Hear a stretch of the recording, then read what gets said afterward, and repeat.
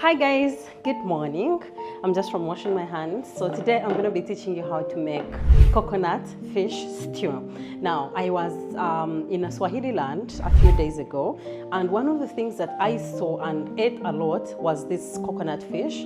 And so I figured, okay, one of the gifts I have is I can test something and I can easily tell how it was made or what spices really could have been used. So I'm going to be duplicating that and teaching it to you so that we become good home cooks. Even when we don't move to the coast, we can eat coastal food in our homes. But please remember to subscribe before we go ahead. Give this video a thumbs up, comment and share with your friends, and yeah, let's get cooking.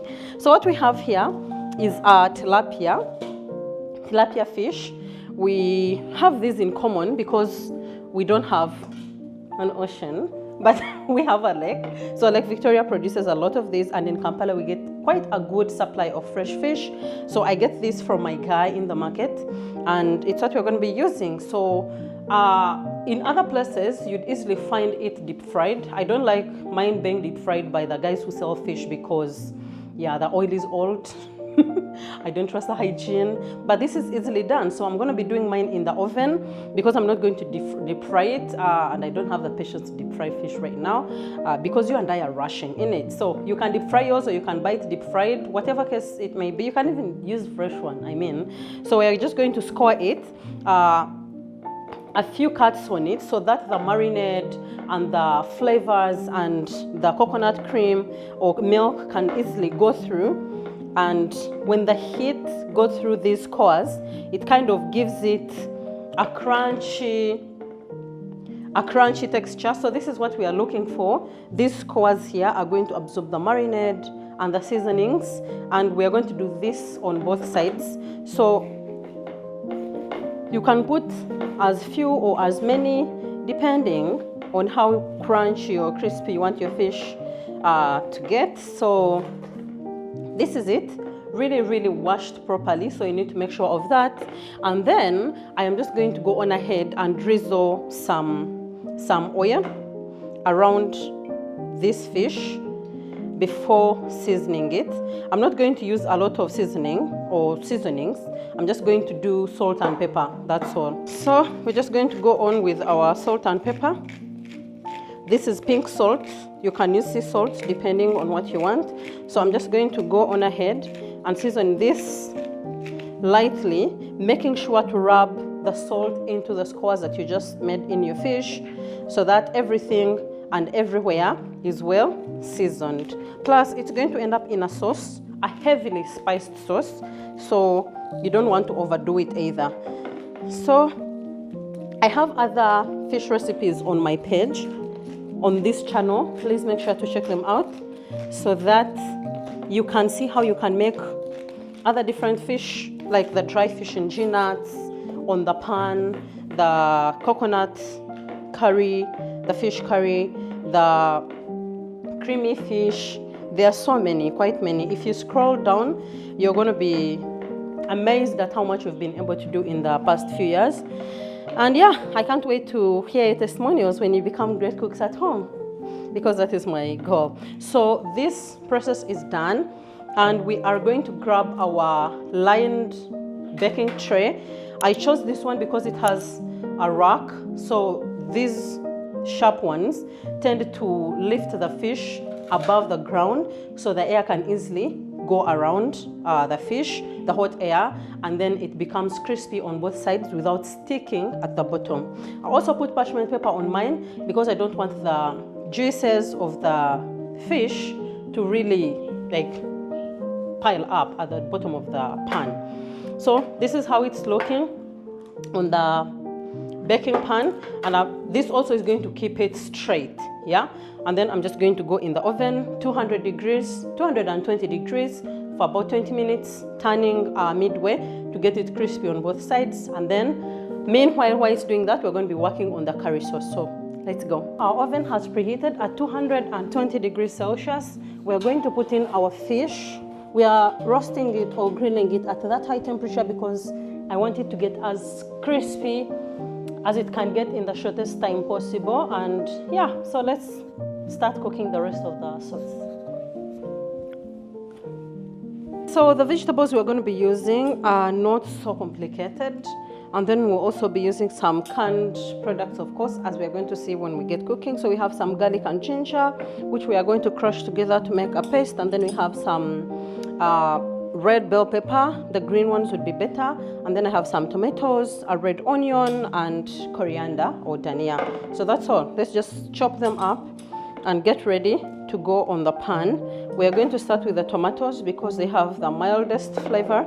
We want them to hit the clean board first before being contaminated by the garlic and onion, since we are not changing the board. All right. You just want to chop these into not so big so that they are easy to cook through. And we are using ripe tomatoes, so because the color we are going for at the end of the day is like brownish, rather orangish red, so you want to use the ripe tomatoes to achieve that. Also, the bigger chunks cook better in curry, I think. I don't know. The smaller ones tend to not like really break down properly, and they come up. They'll require me to cook so long. So usually I want to chop in slightly bigger chunks of tomato. So when they hit the fire, we are perfect. So I'm just going to transfer these. Oh, my friends who lift the whole board to remove the chopped vegetables, how y'all doing? How is it? Even the people who like bring an item and then do this, please stop. One day you'll get an accident and you cut into one of your jars, and it's going to be a painful accident. So we're also going to chop the hoho, the pili boga. That's what they told me these are called. If you watched our cooking class, then you probably know. It's pretty much for garnishing, not much. So I'm just going to chop it into small, long pieces, like this, because we intend on leaving them crispy and crunchy. So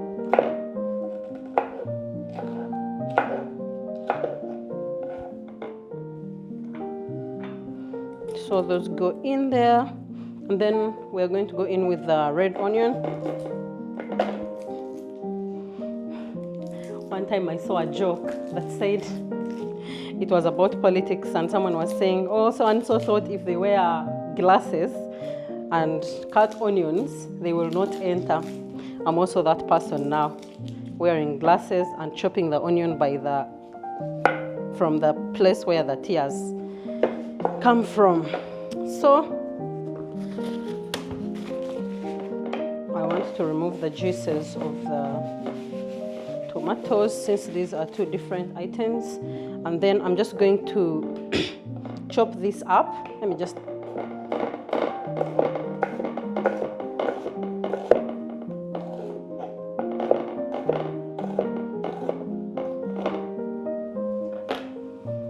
I can feel my body's making noise.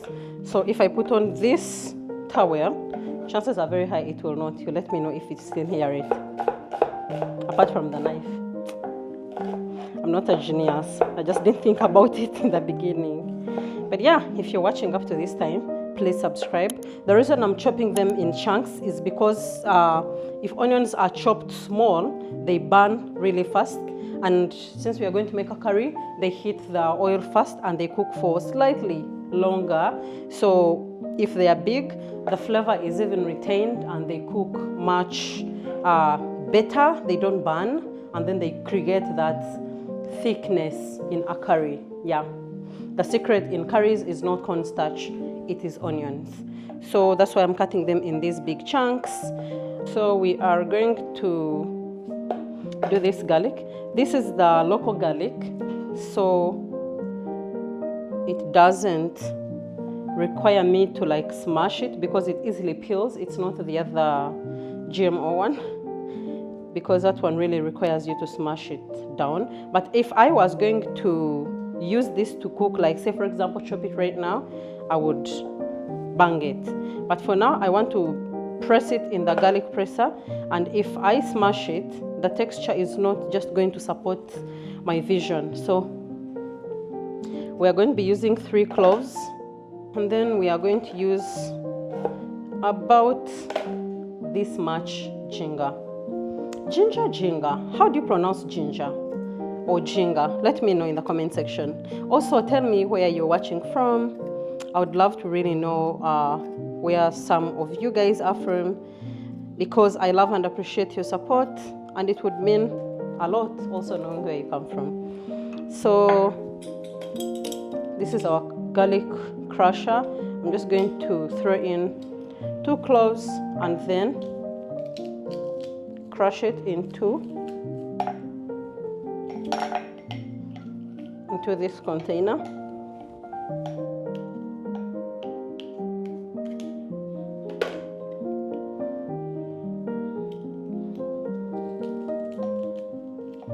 And the reason I do it over top is because the garlic sometimes will produce some juice, and I don't want to lose it.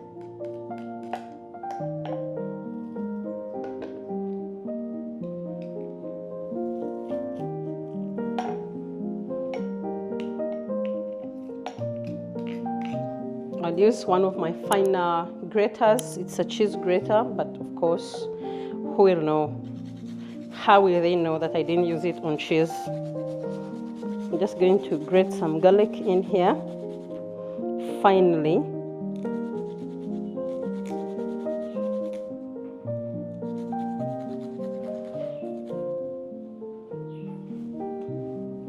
Just like this.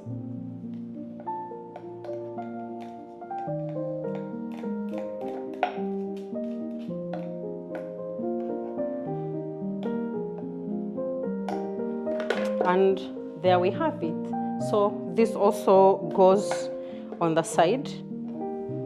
And then the coriander, I'm going to chop it when time for garnishing comes, because if I chop it now, it loses the flavor and it's going to be exposed for so long since I'm still going to cook. So yeah, let's get on the fire. Okay, so we are going to be using this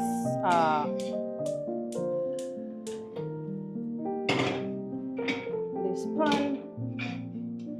So of course we have to wait for it to cool down, and I'm getting this to face this way. It's easier to grab but also easy to control accidents. And then we're going to be using this cooking stick, and everything else as already is here.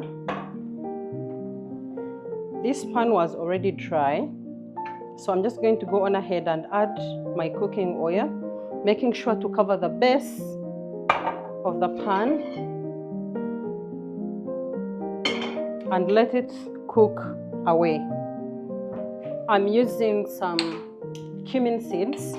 So the first thing I'm going to do is first tamper them in the cooking oil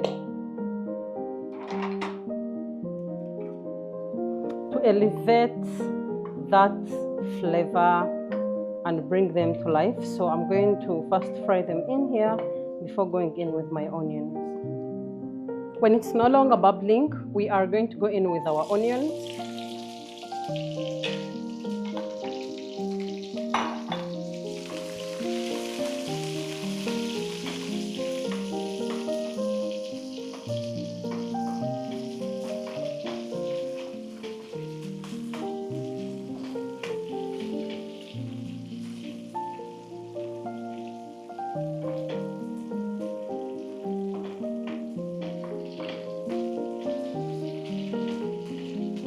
Fry them until they are translucent and pale, and then we'll go in with our garlic and ginger paste. When the onions have turned almost golden brown, tasting like fried onions, we are going to go in with our garlic and ginger combo.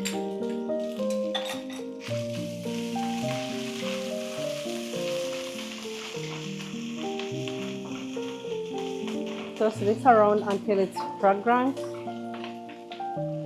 We'll go in with our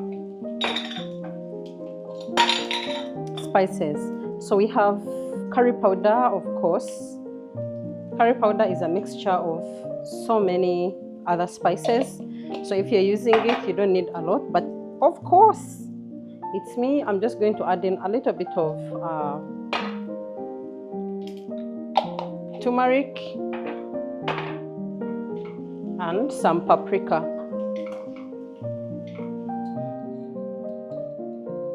So we're going to add in some paprika.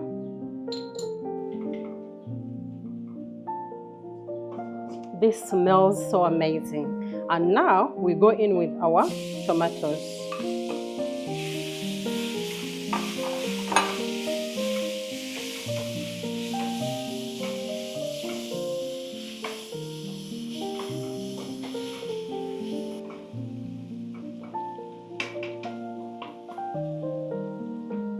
I'll get my black pepper and salt, and I'll season the top of the tomatoes.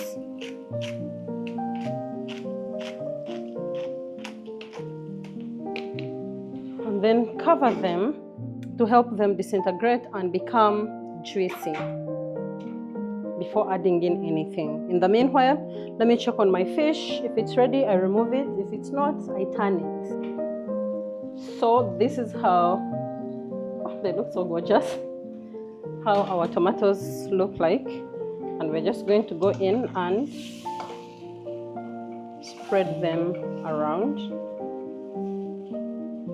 making sure to deglaze the bottom of the pan. Look, they even take themselves. They are so much mushy and juicy. And this is the benefit of using ripe tomatoes. So now I'm going to go in and add like about 1 tablespoon of rich tomato paste, just to elevate the flavor and also keep together the texture of this curry. I'm breaking down the tomatoes. Oh, they look so good. This is what I was telling you about chopping your onions in bigger chunks. They tend to break down easily when rehydrated again after adding in the tomatoes. So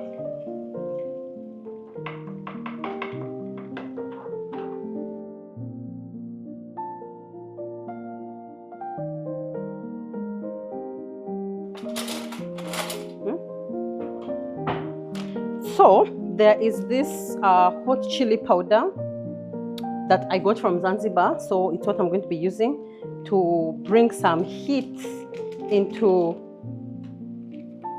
this curry of ours. Because what is the meaning of curry if it's not spicy? Please leave us alone. The people who go out and be like, I want curry but make it not spicy. My friend, go home and make your own curry, okay? Now at this stage is when we introduce the coconut milk.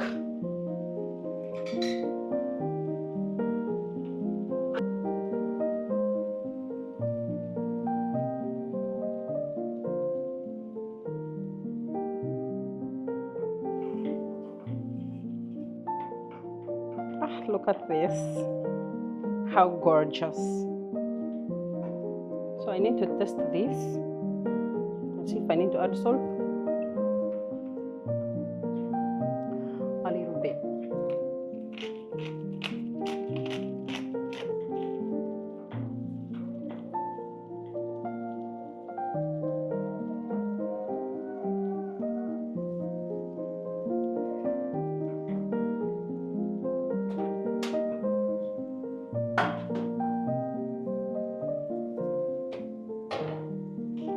So our fish is out of the oven right in time when our sauce is ready. So fish can be delicate. You want to be as gentle with it as possible so that it sits pretty in the curry. We want to coat all of this fish with our curry goodness, just like this.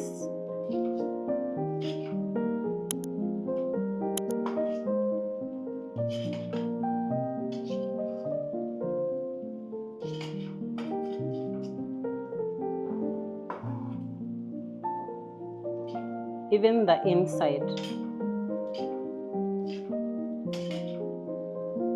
We're going to reduce the heat and then cover it and let it simmer for about 5 to 8 minutes so that the fish can easily absorb the flavors of the coconut milk, the curry powder, and all the spices, and of course the juiciness of the tomatoes. And then we'll come in, garnish, and we are ready to serve and enjoy. Look at how gorgeous this looks. So we are expecting the flavors to have melded so well. Now I'm going to go in with our red bell peppers.